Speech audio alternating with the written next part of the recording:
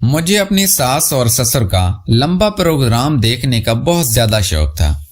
میں جب بھی رات کو جاگتی، سسر اور ساس کے کمرے سے بس ایک ہی آواز سننے کو ملتی، تھوڑی دیر اور، بس تھوڑی دیر، صبر کر لو۔ لیکن ساس کہتی، اب مجھ سے برداشت نہیں ہوتا۔ میں جب بھی اس طرح کی آواز سنتی تو دل ہی دل میں جلنے لگتی۔ میں جاننا چاہتی تھی آخر سسر ایسا بھی کون سا کام کرتے ہیں کہ ساس کی ہمت جواب دی جاتی ہے۔ ایک رات یہی راز جاننے کے لیے اندر چھپ گئے، لیکن اس رات میرے ہوش اڑ گئے کیونکہ سسر میرے کمرے میں آ کر مجھے بولا کہ اب میری پیاس بجھاؤ۔ دوستو، کہانی سے فل مزہ لینے کے لیے ویڈیو کو آخر تک دیکھیے گا۔ میرا نام افشاں ہے۔ میں پاکستان کے لاہور شہر کے ایک گاؤں میں رہتی ہوں۔ میں ایک غریب خاندان سے تعلق رکھتی ہوں۔ اس دنیا میں میرے ماں کے سوا میرا کوئی بھی نہیں۔ اس لیے جب میری ماں نے شادی کی صرف اس شرط پر کہ وہ اپنی بیٹی کے ساتھ اس کے سسرال میں رہے گی، جس گھر میں میری شادی ہوئی تھی اس گھر میں 3 ہی افراد تھے، میری ساس، سسر اور اس کا بیٹا۔ میں اپنی شادی کے کچھ ماہ بعد ہی بیوہ ہو گئی تھی کیونکہ میرا شوہر اچانک ایک حادثے میں گزر گیا تھا جو میرے لیے اچانک بہت بڑا صدمہ تھا۔ میں اپنی ماں کے ساتھ سسرال میں ہی رہنے لگی تھی کیونکہ پچھلا گھر بیچ کر میری ماں نے میری شادی کر دی اور خود میرے ساتھ سسرال آ گئی تھی۔ اس لیے میری ماں کا دوسرا کوئی سہارا نہیں تھا۔ میرے شوہر کے انتقال کے بعد میرے سسرال کے حالات بالکل ہی بدل گئے تھے۔ میرے سسر کی شادی شدہ زندگی بڑی عجیب ہو گئی تھی۔ میرے شوہر کے انتقال سے قریب 1 ماہ پہلے ہی میرے سسر کی تیسری شادی ہوئی تھی، اور اب میں بیوہ ہو کر اپنے گھر میں یہ دیکھ کر حیران رہ گئی تھی کہ ہر صبح میری نئی نویلی ساس کسی نہ کسی کونے میں بیٹھ کر رو رہی ہوتی اور اس کی حالت بہت عجیب سی ہوتی۔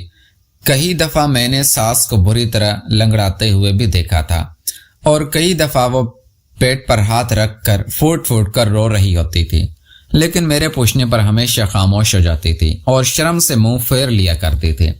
ان کے اس انداز پر مجھے بھی تنگی محسوس ہوتی اور میں مزید سوال جواب نہ کر پاتی۔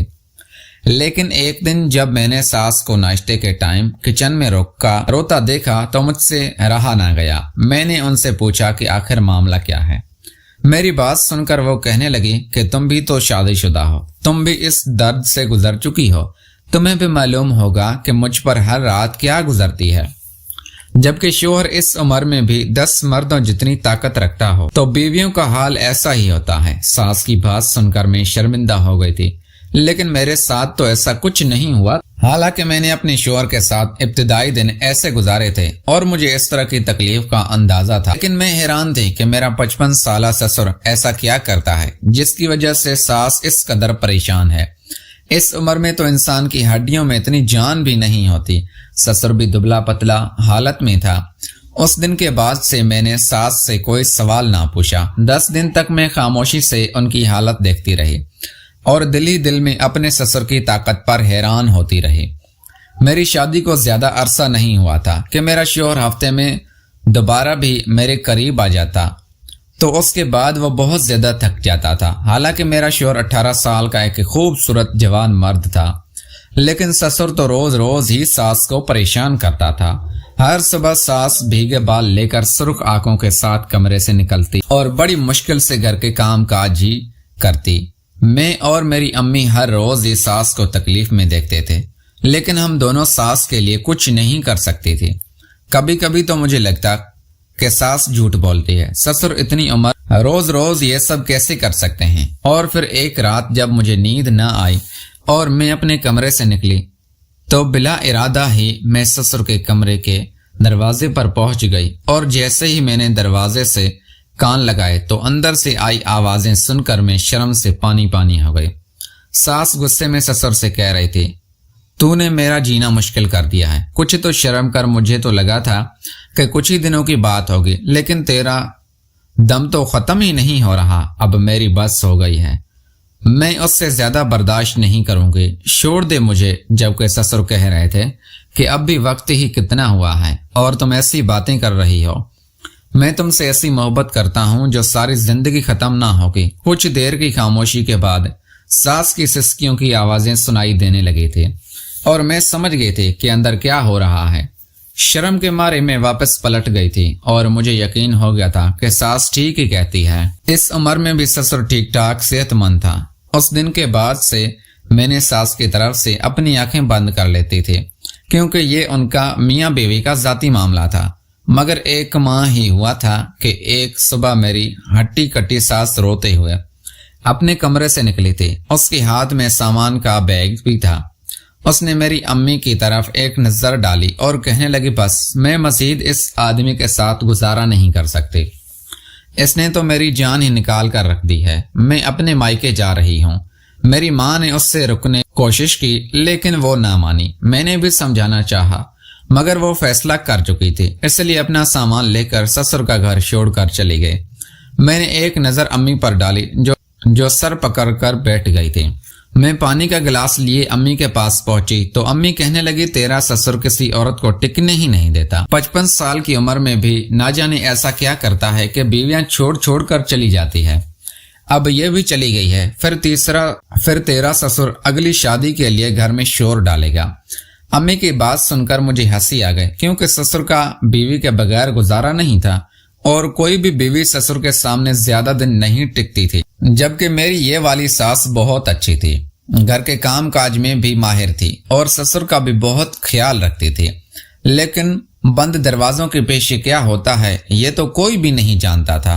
55 साल की उम्र में भी ना जाने कहां से इतनी ताकत आ गई थी कि वो बीवियों को परेशान करके रखते थे। ये लड़की भी अम्मा ने बड़ी मुश्किल से तलाश की थी। थोड़ी गरीब थी, इसलिए इसके घर वालों ने उससे 55 साल बूढ़े के साथ रुखसत कर दिया था। जब मेरी शादी हुई थी उस वक्त मेरी पहली सास जिंदा थी और सब कुछ बिल्कुल ठीक था। लेकिन उसके बाद जब सास का इंतकाल हुआ तब से ही सासों की शादियों का सिलसिला शुरू हो गया। ना जाने मेरी पहली सास ससुर को किस तरह झेलते थे, लेकिन नए आने वाले सास ने तो कुछ दिनों में वापसी जाने में मुनासिब समझा। और जब मेरी शादी होकर मैं यहाँ आई तो मैंने खुद अपनी आंखों से देखा कि हर सुबह जवान सास क्या हशर होता था। मैंने अम्मी को दिलासा दिया और कहा कि आप फिक्र ना करें, सब कुछ ठीक हो जाएगा। लेकिन ये बात भी जानती थी और अम्मी भी इतनी जल्दी कुछ भी ठीक नहीं होगा, और वाकई ऐसा ही हुआ। 2 दिन भी नहीं गुजरे कि ससुर ने घर में शोर डाल दिया कि साइमा चली गई है। तो क्या हुआ, मेरे लिए किसी नई दुल्हन को लेकर आओ, मैं अकेला नहीं रह सकता।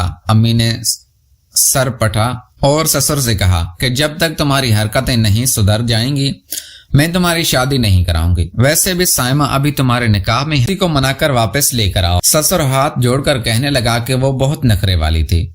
हाथ लगाता, मुझे ऐसी लड़की नहीं चाहिए। अब की बार मुझे कोई दरमियानी उम्र की तंदुरुस्त औरत चाहिए जो मेरा साथ निभा सके। साइमा को बहुत नखरे चढ़े हुए हैं। ससुर की फरमाइशें सुनकर मेरा मुंह खुला का खुला रह गया था। अम्मी गुस्सा मोल कर कमरे में चली गई थी और मैं मुंह नीचे कर लिया था। ससुर तो 18-19 साल के लड़के की तरह फरमाइशें की लिस्ट बना रहे थे, जबकि खुद 55 साल के थे और ससुर के पूरे बाल भी सफेद हो चुके थे। अम्मी ने ससुर की बात को नजरअंदाज कर दिया था, लेकिन ससुर की जिद वही की वही थी। वो खाना खा रहे थे, न किसी से बात कर रहे थे। उन्हें बस शादी करनी थी। ससुर ने खुद को कमरे तक महदूद कर दिया था।